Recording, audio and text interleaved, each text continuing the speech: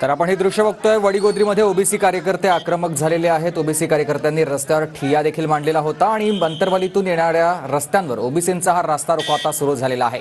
वडीगोद्रीमध्ये OBC कार्यकर्ते आक्रमक झालेले आहेत। अंतरवाली सराटीमध्ये जरांगींनी उपोषण सुरू केलंय, त्यामुळे त्या विरोधात आता ओबीसी कार्यकर्त्यांकडून देखील या आंदोलनाला सुरुवात झालेली आहे। मराठा आंदोलकांच्या गाड्या समोरून गेल्यानं ओबीसी कार्यकर्ते आक्रमक झालेत। या सगळ्याविषयी अधिक माहिती देतात दत्ता कनवटे माझे सहकारी आपल्याला।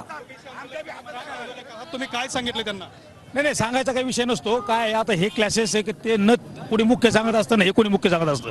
विषय काय असतो, अशा संदर्भातला गोंधळ व्हायला नको हीच भावना सगळ्यांची असते आणि मराठा समाजाने आतापर्यंत अशाच पद्धतीची भावना घेतलेली। आज शनिवार रविवार असल्यामुळे त्या ठिकाणी येत आहेत, लोकांची भावना आहेत, लोक दादा पण तिकडं उपोषण करतायत तर त्यांना त्रास होतोय, त्या भावनेतून लोक इथे येत आहेत। तर आपण चांगल्या पद्धतीने इथं कुठला वाद होऊ नये याचीच भावना त्या ठिकाणी घेतोय। ओबीसी पदाधिकारी आहेत, वाद होतोय म्हणजे जर विनाकारण शिवीगाळ केली तर वाद होणारच आहे। मी मोगाई म्हटलं जसे तसं उत्तर देणार ना, त्यांच्याकडनं हे होतंय। आम्ही आमच्या लोकांना समजून सांगू, त्यांनी त्यांच्या लोकांना समजून सांगावं। तुम्ही सिनियर पदाधिकारी आहात, तुम्हाला जे भेटले ते सुद्धा सिनियर पदाधिकारी आहेत। समन्वय